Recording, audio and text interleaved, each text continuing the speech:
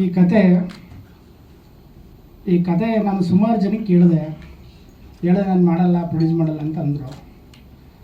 ಆಮೇಲೆ ಇನ್ನು ಕೆಲವರು ಆಶ್ವಾಸನೆ ಕೊಟ್ಟರು. ಒಂದು 2 ವರ್ಷ ಟೈಮ್ ವೇಸ್ಟ್ ಆಯಿತು.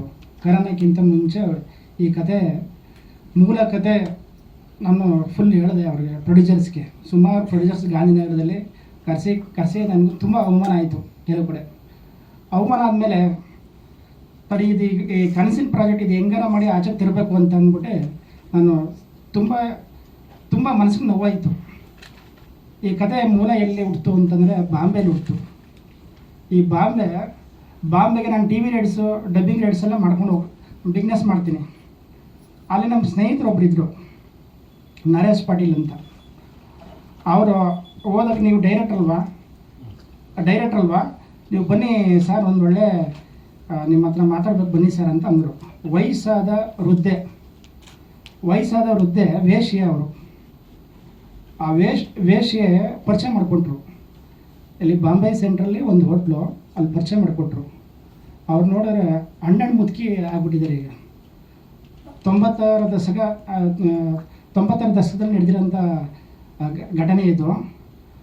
ಅಂದರೆ ಅವರು ವೇಶ್ಯೆ, ಈಗ ಕಥೆಯಲ್ಲಿ ನಾಯಕಿ ಮಾಡಿದ್ದಾರೆ ನಮ್ಮ ಇದರಲ್ಲಿ. ಅವರ ಮೂಲ ಅವರಿದ್ದಾರಲ್ಲ, ಅವ್ರು ತೀರೋಗ್ಬಿಟ್ಟಿದ್ದಾರೆ.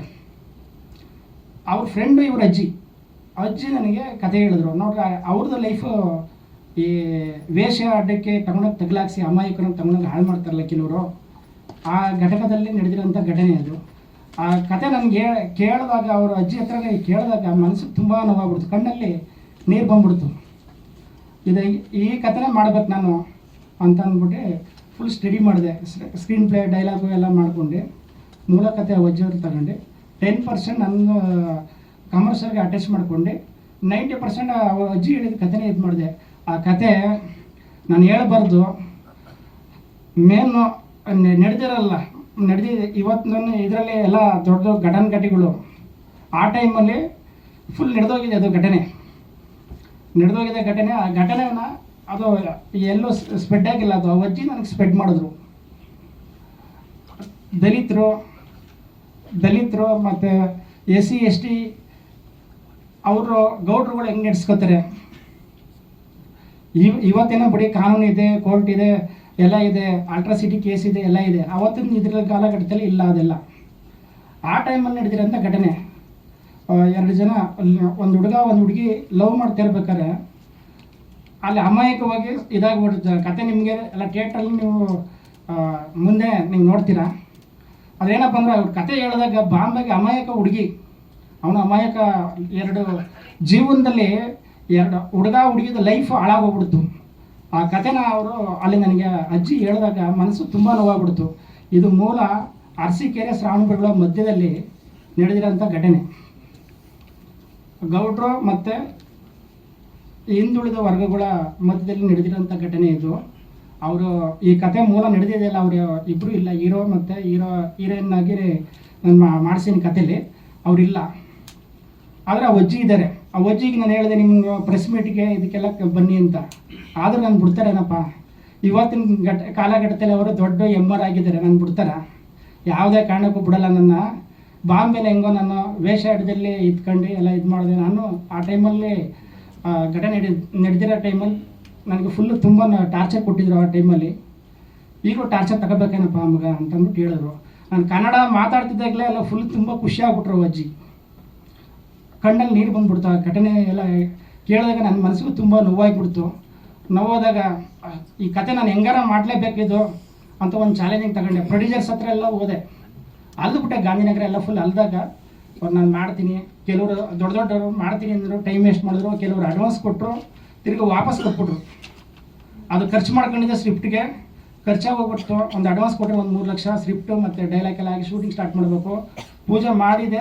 ಅಷ್ಟು ತಿರ್ಗಾ ಮತ್ತೆ ನನಗೆ ಬೇಡ, ಇದು ಕತೆ ಒರಿಜಿನಾಲಿಟಿ ಕತೆ ಇದೆ, ನಾನು ಮಾಡಲ್ಲ, ನಾನು ಪ್ರೊಡ್ಯೂಸ್ ಮಾಡಲ್ಲಪ್ಪ, ನೀನು ವಾಪಸ್ ದುಡ್ಡು ಕೊಟ್ಬಿಡು ಅಂದರು. ಎಲ್ಲ ಖರ್ಚು ಮಾಡಿದ್ದೀನಿ, ನನ್ನ ಹತ್ರ ಇಲ್ಲ, ಅಮೌಂಟ್ ಇಲ್ಲ. ನನಗೆ ತುಂಬ ಇದಾಯಿತು, ಟಾರ್ಚರ್ ಆಗೋಯಿತು. ಟಾರ್ಚರ್ ಆದಮೇಲೆ ಸ್ಟಡಿ ಇದು ಕತೆನ ನಾನು ಹೆಂಗಾರ ಮಾಡಲೇಬೇಕು ಅಂತ ಕೆಲವರು ನಮ್ಮ ಸ್ನೇಹಿತರದ್ದು ಹೆಲ್ಪ್ ತೊಗೊಂಡು ರೆಡಿ ಮಾಡಿಕೊಂಡೆ. ಅವರು ಅರ್ಧಕ್ಕೆ ಕತೆ ತುಂಬ ಟಾರ್ಚರ್ ಕೊಡ್ತಿದ್ದೆ ನಮಗೆ, ಬೇರೆ ಒರಿಜಿನಲ್ ಕತೆ ಮಾಡ್ತಾವೆ ನೀವು, ನಮ್ಗೆ ಇದಾಗ್ಬಿಡುತ್ತೆ, ತೊಂದರೆ ಆಗ್ತದೆ, ಬೇಡ ಅಂತ ಅಂದ್ಬಿಟ್ಟು ಅವ್ರು ಮಾಡಿದ್ರು, ಕ್ಯಾನ್ಸಲ್ ಮಾಡ್ಕೊಂಬಿಟ್ರು. ಶೂಟಿಂಗ್ ಕಂಪ್ಲೀಟ್ ಆಯಿತು, ಕ್ಯಾನ್ಸಲ್ ಆಗೋಯ್ತು. ಈ ಕತೆ ನಾನು ತೆರಬೇಕು ಅಂದರೆ ನನ್ನ ಕಣ್ಣಲ್ಲಿ ನೀರು ತುಂಬ ಬಂದ್ಬಿಟ್ಟಿದೆ. ಆ ಟೈಮಲ್ಲಿ ನಂದಕುಮಾರ್ ಸರ್ ಪರಿಚಯ ಆದರು ಒಂದೇ ಮಾತು ಹೇಳಿದ್ರು, ಈ ಕತೆ ನೋಡಪ್ಪ ನೀನು ಏನು ಶೂಟ್ ಮಾಡಿದೆ, ಶೂಟ್ ಮಾಡಿ ಕಂಪ್ಲೀಟ್ ಮಾಡಿದೆ, ಅದು ನನಗೆ ಫುಲ್ ಏಟಿಂಗ್ ಇದರಲ್ಲಿ ಡಬ್ಬಿಂಗ್ ಆಗೋಗಿತ್ತು.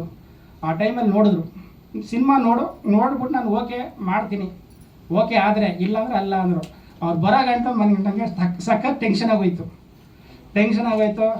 ಏನಂತಾರೆ ಏನೋ ಅಂದ್ಬಿಟ್ಟೆ. ನಮ್ಮ ಆಫೀಸಲ್ಲಿ ರಾಘವೇಂದ್ರ ಸ್ವಾಮಿಗಳು ಫೋಟೋ ಇತ್ತು. ಅಯ್ಯೋ ಪೂಜ್ಯಾಯ ಗುರು ರಾಘವೇಂದ್ರಾಯ ಸತ್ಯಧರ್ಮರಥಾಯ ಚ ಭಜತಾಂ ಕಲ್ಪವೃಕ್ಷಾಯ ನಮತಾಂ ಕಾಮಧೇನುವೆ ಅಂದ್ಕೊಂಡೆ 2-3 ಸಲ ವೆಯ್ಟ್ ಮಾಡಿದೆ. ನನಗೆ ನಿದ್ದೆ ಬರ್ತಾರೆ, ತೆರೆ ಮೇಲೆ ತರಬೇಕು, ಏನೋ ಮಾಡಿ ಕಂಪ್ಲೀಟ್ ಮಾಡಿ ಪೋಸ್ಟ್ ಪ್ರೊಡಕ್ಷನ್ ಮಾಡಿ ರಿಲೀಸ್ ತರಬೇಕು ಅಂದ್ಬಿಟ್ಟು ಹಗಲು ರಾತ್ರಿ 3 ದಿವಸ ನನಗೆ 1 ವಾರ ಕಳೆದಂಗೆ ಆಗೋಯ್ತು. ಆ ಟೈಮಲ್ಲಿ ಬಂದರು ನಂದಕುಮಾರ್ ಸರ್ ಬಂದರು. ಇವ್ರಿಗೂ ತುಂಬ ಅನುಭವ ಇದೆ, ಸುಮಾರು ಸಿನಿಮಾಗಳು ಎಲ್ಲ ಮಾಡಿದ್ದಾರೆ. ಒಂದು ಕನಕ ಪುಷ್ಪ ಒಂದು 2-3 ಸಿನಿಮಾಗಳು ಮಾಡಿದ್ದಾರೆ. ದೊಡ್ಡ ಸಿನಿಮಾಗಳೆಲ್ಲ ದೊಡ್ಡ ಜೊತೆ ಎಲ್ಲ ಲಿಂಕ್ ಇದೆ.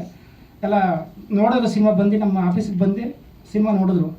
ನೋಡಿದ ತಕ್ಷಣ ಮಗ ಡಲ್ ಮಾಡಿಕೊಂಡ್ರು. ಫುಲ್ಲು ಬೇಜಾರಾಯಿತು ಅವ್ರಿಗೆ. ಯಾಕ್ರಿ ಏನು ನನ್ನ ಕತೆ ನಾನು ಶೂಟ್ ಮಾಡಿರೋದು ಇವ್ರಿಗೆ ಇಷ್ಟ ಆಯ್ತದೆ ಇಲ್ವೋ ಅಂತಂದ್ಬಿಟ್ಟು ನಾನು ತುಂಬ ಟೆನ್ಷನ್ಲಿದ್ದೆ. ಇಂಟ್ರಲ್ ಗಂಟೆ ನೋಡ್ರಿ ಏನು ಹೇಳಲ್ಲ ಸುಮ್ಮನಿರ್ರಿ ಅಂದರು. ಕ್ಲೈಮ್ಯಾಕ್ಸ್ ಆಯಿತು. ಕ್ಲೈಮ್ಯಾಕ್ಸ್ ಆದ ತಕ್ಷಣ ಬಂದು ತಪ್ಕೊಂಡ್ರು.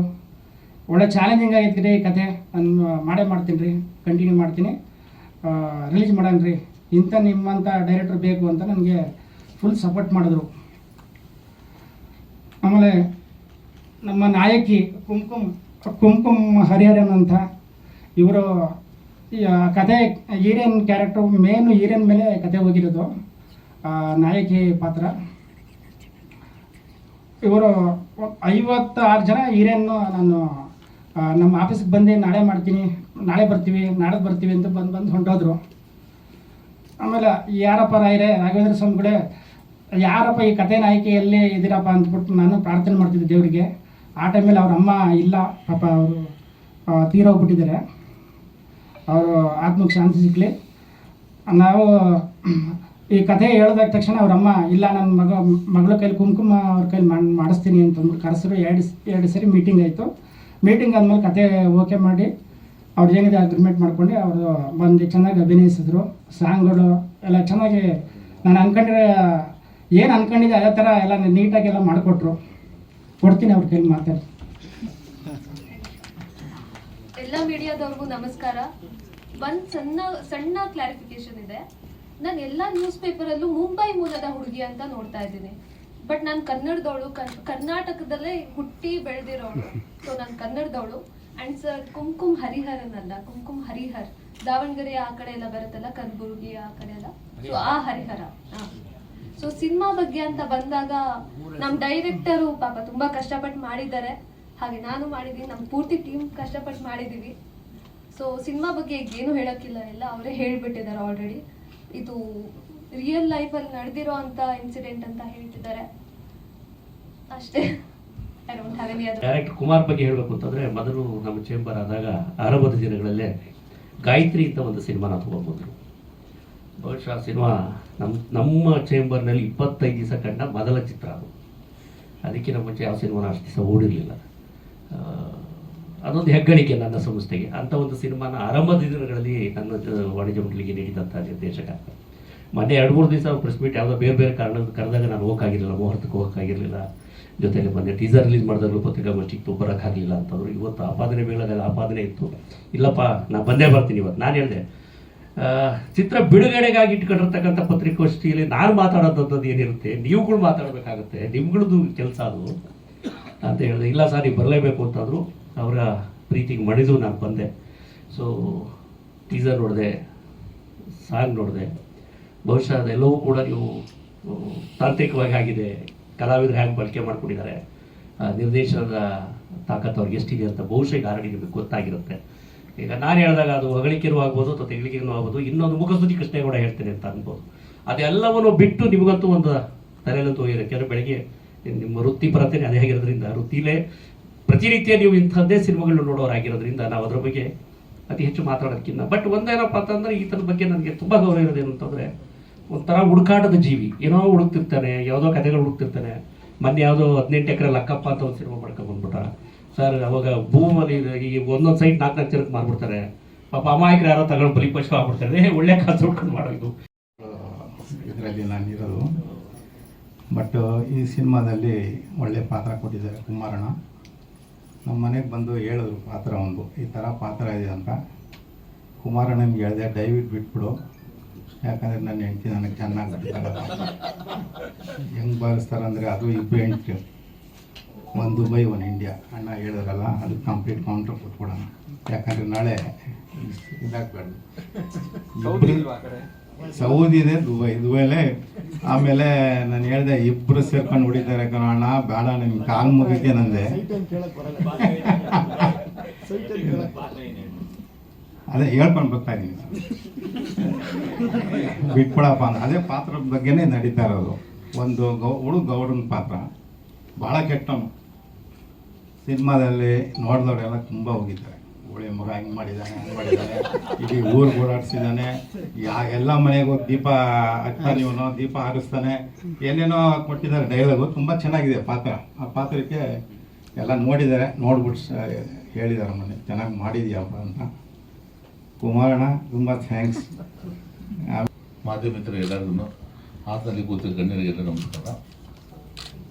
ನನಗೆ ಕುಮಾರಣ್ಣ ಕರೆದು ಈ ಚಿತ್ರದಲ್ಲಿ ಒಂದು ಪಾತ್ರ ಇದೆ, ನೆಗೆಟಿವ್ ರೋಲ್ ಮಾಡಬೇಕು ಅಂತ ಕೇಳ್ಕೊಂಡು ಖಂಡಿತ ಬರ್ತೀನಿ. ಇದಾಗಲೇ ಯಾವ ಪಿಕ್ಚರ್ ಇದು 3ನೇ ಪಿಕ್ಚರ್ ಮಾಡ್ತಾ ಇರೋದು. ಹಳ್ಳಿ ಸೊಗಡು ತೆಗಿತಕ್ಕಂಥ ಒಂದು ಸಿನಿಮಾದ ಕಥೆ ಇದು. ಇದರಲ್ಲಿ ಕಥೆ ಬಗ್ಗೆ ಎಲ್ಲ ಕುಮಾರಣ್ಣ ಹೇಳಿದ್ದಾರೆ, ನಾವೇನು ಹೇಳಬೇಕಾಗಿಲ್ಲ. ಇದು ಒಳ್ಳೆ ಪಾತ್ರ ಕೊಟ್ಟಿದ್ದಾರೆ. ಒಂದು 3-4 ಜನ ಕ್ಯಾರೆಕ್ಟರ್ ಕೆಲಸ ಕೊಟ್ಟು ಮಾಡಿದ್ದೀವಿ. ನನಗೆ ತುಂಬ ಸಂತೋಷ ಆಯಿತು. ಈ ಟೀಮಲ್ಲಿ ಎಲ್ಲರೂ ಅಣ್ಣ ತಮ್ಮದು ಅವಿಭಾಜ್ಯ ಕುಟುಂಬ ಥರ ಎಲ್ಲ ಸೇರಿ ಒಗ್ಗಟ್ಟಲ್ಲಿ ಸೇರಿ ಈ ಸಿನಿಮಾನ ಕಂಪ್ಲೀಟ್ ಮಾಡಿದ್ದೀವಿ. ನಿಮ್ಗಳ ಆಶೀರ್ವಾದ ಇರಬೇಕು. ಕಲಾವಿದನ ಬೆಳೆಸಿ, ಕನ್ನಡ ಉಳಿಸಿ, ನಮ್ಮನ್ನು ಹರಿಸಿ ಅಂತ ಕೇಳ್ಕೊತೀವಿ. ಜೈ ಹಿಂದ್, ಜೈ ಕರ್ನಾಟಕ ಮಾತೆ. ಹಾಸನ ಜಿಲ್ಲೆಯಾದ ಶುಂಠಿ ವ್ಯಾಪಾರಸ್ಥ ನಾನು. ಹಿಂಗೆ ಸಿನಿಮಾದಲ್ಲಿ ಒಂದು ಆ್ಯಕ್ಟ್ ಮಾಡ್ಬೇಕಂತ ಒಂದು ಮನಸ್ಸಲ್ಲಿತ್ತು. ಎಲ್ಲರೂ ನಂಗೆ ಸಿಕ್ಕಿದ್ರೆ ಚಾನ್ಸು. ಫೇಸ್ಬುಕ್ಕಲ್ಲಿ, ವಾಟ್ಸಪ್ಪಲ್ಲಿ ಎಲ್ಲ ನಮ್ಮ ಫ್ರೆಂಡ್ ಎಲ್ಲ ನೋಡ್ತಿದ್ರು, ಬಗ್ಗೆ ಕುಮಾರ್ ಸರ್ ಬಗ್ಗೆ ನೋಡ್ತಿದ್ರು. ನೀವೊಬ್ಬ ಡೈರೆಕ್ಟ್ ಇದ್ದಾರೆ ಮಾಡ್ತೀನಿ ಅಂತ ಕೇಳಿದ್ರು. ನಂಬರ್ ಇದ್ರು ಕೂಡ ನಾನು ಮಾತಾಡ್ತೀನಿ ಅಂತಂದರೆ ಆಗ ಇವ್ರ ಹತ್ರ ಕುಮಾರ್ ಸರ್ ಹತ್ರ ಒಂದ್ಸರಿ ಕಾಲ್ ಮಾಡಿದೆ. ಕಾಲ್ 1 ವರ್ಷದಿಂದ ಸರಿ ಬಿಡಪ್ಪ ಯಾವುದೋ ಚಾನ್ಸ್ ಸಿಗ್ತಾ ಹೇಳ್ತೀನಪ್ಪ ಅಂತ ಹೇಳಿದರು. ನಮಗೆ ಕಾಲ್ ಮಾಡ್ಕೊಂಡು ಫ್ರೆಂಡ್ಶಿಪ್ ಆಯಿತು. ಫ್ರೆಂಡ್ಶಿಪ್ ಆದಮೇಲೆ ಒಂದು ದಿವಸ ಕಾಲ್ ಮಾಡಿದರು, ಒಂದು ಆಡಿಷನ್ ಇದೆ ಬಾರಪ್ಪ ನೋಡೋಣ ಅಂತವ. ಕುಮಾರ್ ಸರ್ ಮೀಟ್ ಮಾಡಿದೆ. ಮೀಟ್ ಮಾಡಿದಾಗ ಅವಾಗ ಇವೊಂದು ಪಾತ್ರ ಇದೆ ಮಾಡ್ತೀನಿ ಅಂತ ಕೇಳಿದ್ರು. ಅವ್ರು ಸರ್ ನೀವು ಯಾವ ಪಾತ್ರ ಕೊಟ್ಟರು ನಾನು ಮಾಡ್ತೀನಿ ಸರ್ ಅಂತ ಹೇಳಿದೆ. ಹಾಗಾಗಿ ಸರಿ ಸ್ಟೋರಿ ಏನು ಹೇಳಿಲ್ಲ ಅವ್ರು ನನಗೆ. ಬಂದೆ, ಅವ್ರು ಕೊಟ್ಟು ಪಾತ್ರ ನಾನು ಮಾಡಿದೆ. ಹಾಗಾಗಿ ನನ್ನ ಜವಾಬ್ದಾರಿಗೆ ನಾನು ಪಾತ್ರ ವಹಿಸಿದ್ದೀನಿ. ಆಲ್ರೆಡಿ ಕುಮಾರ್ ಸರ್ ಮಾತಾಡಿದ್ದಾರೆ, ನಮ್ಮ ಕುಮಾರ್ ಸರ್ ಮಾತಾಡಿದ್ದಾರೆ, ಪ್ರೊಡ್ಯೂಸರಾದ ಎಲ್ಲ ಅವ್ರು ಮಾತಾಡಿದಾಗಿ ನಾನು ಹೆಚ್ಚಿಗೆ ಮಾತಾಡೋಷ್ಟು ನಮ್ಮ ಹತ್ರ ಏನಿಲ್ಲ. ಕುಮಾರ್ ಸರ್ ಡೈರೆಕ್ಟ್ರು ಇದನ್ನು ಇದು ಮಾಡ್ತಾ ಇರಬೇಕಾಗಿದ್ದಾಗ ಏನು ನೋವು ಇಟ್ಕೊಂಡಿದ್ದೀನಿ ಅಂತ ಕೇಳಿದೆ ನಾನು. ಸರ್ ಹಿಂಗೆ ಪ್ರಾಜೆಕ್ಟ್ ಮಾಡಿದ್ದೀನಿ, ತುಂಬ ನೋವಲ್ಲಿ ಮಾಡಿದ್ದೀನಿ. ಆ ಪ್ರಾಜೆಕ್ಟ್ ರಿಲೀಸ್ ಆಗಬೇಕಾದ್ರೆ ನೀವು ಸ್ವಲ್ಪ ನನಗೆ ಹೆಲ್ಪ್ ಮಾಡಿದ್ರೆ ಇದು ಮಾಡ್ತೀನಿ ಅಂತ ಹೇಳಿದ್ರು. ಸರಿ ಆಯಿತು, ಆ ಸಿನಿಮಾ ನಾನು ನೋಡ್ಬಿಟ್ಟು ತೀರ್ಮಾನ ತೊಗೊತೀನಿ ಅಂತ ಹೇಳಿದೆ ನಾನು ಅವ್ರಿಗೆ.